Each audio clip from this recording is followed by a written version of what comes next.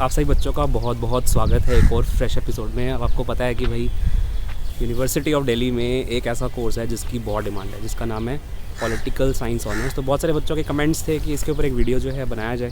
तो मेरे पास में डॉक्टर संदीप सर हमारे साथ में हैं, जो कि मेरे ही कॉलेज कालिंदी कॉलेज में है। तो मैंने जो लगा कि चलिए इसके ऊपर एक वीडियो को डिटेल में बनाया जाए। स्वागत है सर आपका। नमस्कार अंकुर जी। आइए थोड़ा चलते हुए बात करते हैं, क्योंकि ठंड जो है जाने को है और जैकेट अब उतरने को है, गर्मी जो है वो बढ़ने लगी है। तो हमने कहा कि अब एडमिशन को लेके भी गर्मा गर्मी शुरू है, तो सोचा जाए चलो कुछ ना कुछ इसके ऊपर भी बात करी जाए। क्योंकि पिछले जो सेशन था उसमें हम पॉलिटिकल साइंस के ऊपर बिल्कुल बात नहीं कर पाए, और हमारा बड़ा मन था कि इसके ऊपर भी एक वीडियो आना ज़रूरी है। तो थोड़ा सा बच्चों के कुछ क्वेश्चंस हैं, जैसे कि सबसे पहला जो क्वेश्चन है वो तो ये है कि बच्चे ने 12th क्लास जो है वो कर लिया, आर्ट से कर लिया, कुछ ने कॉमर्स से कर लिया, किसी ने साइंस से कर लिया। तो पॉलिटिकल साइंस को वो क्यों चूज़ करें? सबसे पहला तो क्वेश्चन ये बनता है कि भाई अगर पॉलिटिकल साइंस अगर ले रहे हैं तो क्यों पॉलिटिकल साइंस वो लें, क्या स्कोप है इसका? हाँ, ये सवाल इम्पॉर्टेंट इसलिए है क्योंकि आज दिल्ली यूनिवर्सिटी में जब आप एडमिशन को देखते हैं तो पॉलिटिकल साइंस का कोर्स सबसे पहले फुल हो जाता है। लोग हर एक स्ट्रीम से इस पे आना चाह रहे हैं। इसका कई कारण है। एक कारण है कि दिल्ली यूनिवर्सिटी के फैकल्टीज़ जो हैं पॉलिटिकल साइंस के वो काफ़ी अच्छे रहे हैं, और दूसरा ये है कि आप कई तरह के एग्ज़ाम्स हैं, जैसे मान लीजिए यूपीएससी ही है या कई तरह के और भी एग्ज़ाम्स हैं। इसका कोर्स स्ट्रक्चर ऐसा है पॉलिटिकल साइंस का दिल्ली यूनिवर्सिटी का। बाकी जगह का भी हो सकता है लेकिन मुझे उतना पता नहीं है, लेकिन दिल्ली यूनिवर्सिटी का जो मैं देख रहा हूँ कोर्स स्ट्रक्चर से आपको कई तरह के एग्ज़ाम में फ़ायदा हो जाता है। आप चाहे आप किसी यूपीएससी के एग्ज़ाम में चले जाओ या किसी उसमें आपको कॉन्स्टिट्यूशन का पार्ट आपको मिलेगा ही मिलेगा। उसके बाद कई इंडियन पॉलिटिक्स का पार्ट आपको मिल जाता है। इस तरह आप देखिएगा कि कई ऐसे फॉरेन पॉलिसी होते हैं जिसमें आपको कई तरह के आपको सवाल आते हैं कहीं ना कहीं किसी न किसी एग्ज़ाम में, जीके जीएस के रूप में आ जाता है या किसी भी तरह से। इसलिए इसका डिमांड बढ़ता चला गया है पॉलिटिकल साइंस का। इसका मेन जो कंट्रीब्यूशन जाता है कि जिन्होंने कोर्स स्ट्रक्चर जो तैयार किया दिल्ली यूनिवर्सिटी में पॉलिटिकल साइंस का, इसने बहुत ज़्यादा इसको लेके लोगों में एक क्रेज़ पैदा किया। तो ये चीज़ है कि यहाँ के टीचरों ने जो कोर्स स्ट्रक्चर बनाया है वो काफ़ी अच्छा रहा है, जिसके कारण भी लोग इसको पसंद करते हैं, इस पॉलिटिकल साइंस को एज ए सब्जेक्ट के रूप में।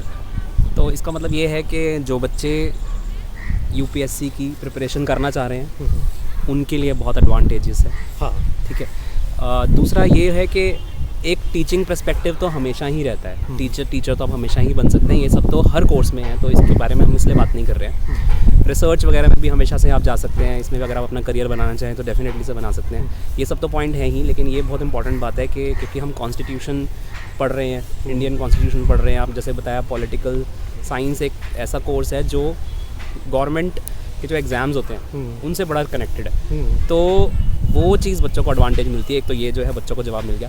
अच्छा, मेरा एक और क्वेश्चन ये है कि अब बच्चे ने मान लीजिए कि कोई बच्चा साइंस का बच्चा है, ठीक है, साइंस का बच्चा है, अगर उसको अब उसका मन जो है वो बहुत सारे जो है ना यूट्यूब पे ऐसे वीडियोज़ हैं जिनको देख के अब उसको ये लगता है कि भाई मैंने साइंस लेके गलती कर ली, मुझे यूपीएससी की तैयारी शुरू कर लिया। तो क्या वो 12th क्लास जो कर चुका है, क्या वो गलत जगह चला गया है या वो अभी भी पॉलिटिकल साइंस में आ सकता है? नहीं, देखिए चॉइस होता है बच्चों को। ज़्यादातर रीजनल एरियाज़ में साइंस को लेके ज़्यादा क्रेज़ रहा है, तो वो ऑब्वियसली वो साइंस से पढ़ते हैं। मैं भी साइंस बैकग्राउंड से था +2 तक, फिर मैंने पॉलिटिकल साइंस को चूज़ किया। तो इसका कारण रहा कि आप एक चीज़ पेपर पढ़ते हो, फिर आपको एक इंटरेस्ट किसी दूसरी चीज़ में आपको आ जाता है। उसी तरह पॉलिटिकल साइंस एक ऐसा है कि जो किसी न किसी तरह से आप जुड़े रहते हो पॉलिटिक्स से, कहीं ना कहीं कुछ ना कुछ जुड़े होते हो। पेपर पढ़ रहे हो, न्यूज़ पढ़ रहे हो, टीवी देख रहे हो, आप कहीं ना कहीं जुड़े हुए हो। इसके कारण धीरे धीरे लोगों का जो इंटरेस्ट है इसको लेके बढ़ता है। इससे धीरे धीरे ये जुड़ने लगते हैं लोग पॉलिटिकल साइंस।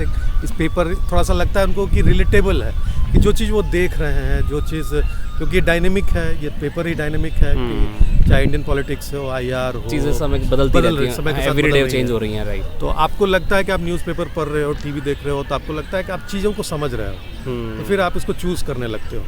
क्योंकि हिस्ट्री में भी पहले लोग हिस्ट्री में जाते थे ज़्यादा, यूपीएससी की तैयारी करने वाले या किसी भी फील्ड में जाने के लिए एमबीए भी करना है तो अपना एक ग्रेजुएशन की डिग्री लेने तो हिस्ट्री की ले लेते थे। लेकिन अब है कि इसमें बहुत ज़्यादा आ गया है।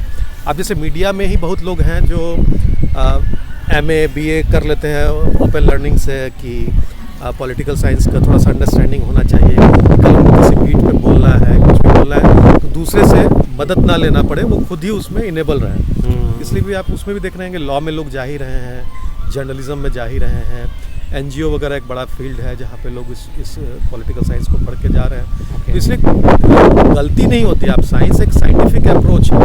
आप हो सकता है कि पॉलिटिकल साइंस में आप आए हो साइंस बैकग्राउंड से, तो आप कुछ लोग हैं कि दिन में 10 घंटे पढ़ के आप है, आपका साइंटिफिक माइंड है तो आप तरीका ढूंढ लोगे नया इनोवेटिव वे में आप पॉलिटिकल साइंस को पढ़ने का। तो इसलिए कभी कोई गलती नहीं होता है लाइफ पे, आपको प्रूव करना होता है कि आपने जो चॉइस लिया है तो वो चॉइस अगर आप पॉलिटिकल साइंस लेते हैं तो आप उसको पढ़ के प्रूव करो। CUET का एग्ज़ाम जो है, CUET का फॉर्म रिलीज़ हो चुका है बच्चों, और CUET का फॉर्म भरते टाइम हमें इस बात का स्पेशल ध्यान रखना है कि हम अगर पॉलिटिकल साइंस ऑनर्स करना चाहते हैं तो हमें फॉर्म किस तरीके से भरना है। मैं एक वीडियो इसके ऊपर डालने वाला हूँ, तो आप उस वीडियो को ज़रूर से देखिएगा। उसमें बताएंगे कि CUET का फॉर्म किस तरह से भरें, क्योंकि अभी तो निकला है फॉर्म, अभी 3-4 दिन ही हुए हैं और अभी कुछ दिन डेट रहेगी। तो जो बच्चे यूनिवर्सिटी ऑफ दिल्ली में एडमिशन या सेंट्रल यूनिवर्सिटीज़ में एडमिशन लेना चाहते हैं तो CUET का फॉर्म ज़रूर भरें। स्टार्ट हो गया। अच्छा, एक और बड़ा इंपॉर्टेंट क्वेश्चन वो ये है कि बच्चा मान लीजिए अंडर ग्रेजुएशन कर लेता है, हर कोई बच्चा UPSC नहीं निकाल पाता है, ये भी सब ऑब्वियस है, ठीक है। तो बच्चे को अगर आगे हायर स्टडीज़ में जाना हो तो दिल्ली यूनिवर्सिटी में क्या ऑप्शंस हैं, मतलब पॉलिटिकल साइंस के अंदर क्या क्या कर सकते हैं? पॉलिटिकल साइंस वाले जनरली जो देखा गया है वो जर्नलिज्म के लिए जाते हैं, लॉ फैकल्टी में लोग एडमिशन कराते हैं। उसके अलावा पॉलिटिकल साइंस में होता था, खत्म हुआ NEP में, वो PhD में के बाद आप PhD में जा सकते हैं। तो आप MA किसी में कर रहे हैं, हो सकता है कि MA में आपने किया, अगर हायर स्टडीज़ के लिए जाना है, आप अगर टीचिंग के लिए जाना चाहेंगे तो आपको इसमें नेट निकालना पड़ेगा, JRF निकालना पड़ेगा, लेकिन आपको रिसर्च करना है। तो आप ऐसा नहीं है कि पॉलिटिकल साइंस वाले सोशियोलॉजी में नहीं जा सकते, ठीक है। मेरा क्वेश्चन वो अपने इंटरेस्ट पे के हिसाब से उनको जाना पड़ेगा। कई बार ऐसा भी होता है, कई बार बच्चों को जर्नलिज्म में जाना हो तो देखिए एक ऑप्शन आपके लिए ये भी खुल रहा है कि आप पॉलिटिकल साइंस वाले बच्चे जर्नलिज्म में भी जा पा रहे हैं, ठीक है। अच्छा, उसके अलावा और बहुत सारी फील्ड्स खुल रही हैं, MA तो खुल ही रहा है, MA पॉलिटिकल साइंस तो आप कर ही सकते हैं, तो इसके अलावा सोशियोलॉजी में भी जा सकते हैं। सोशल वर्क है, सोशियोलॉजी भी है, और ये सब उन बच्चों के लिए है जो बच्चे दिल्ली में नहीं रहते हैं। ऑब्वियस है, कई सारे बच्चे बोल रहे हैं बड़े कॉमन से क्वेश्चंस हैं, इनका आंसर तो हमें पता ही है, लेकिन बहुत सारे ऐसे बच्चे जो विलेजेस में भी रहते हैं, दूर दूर रहते हैं, उनको नहीं है उनके पास वही इन्फॉर्मेशन, उनको नहीं पता है, वो घर से पहली बार निकलने जा रहे हैं। इम्पॉर्टेंट है कि आज अगर CUET के बाद आप एडमिशन ले रहे हो ग्रेजुएशन में, तो मेरा मानना है कि अभी हायर स्टडीज से ज़्यादा फोकस करना चाहिए अपने फर्स्ट सेकेंड थर्ड ईयर के जो है, आप उसको कैसे अप्रोच करते हो, क्योंकि अल्टीमेटली जो बिल्डिंग बनेगी आपके लाइफ की वो इसी पे डिपेंड करेगा। ये इस 3 साल को आप किस तरह से लेते हो और किस तरह इसके ऊपर अप्रोच करते हो। इसके ऊपर बच्चों हम लोग डिटेल में वीडियो बनाएंगे, क्योंकि वीडियो जो है वो काफ़ी बड़ा हो जाएगा।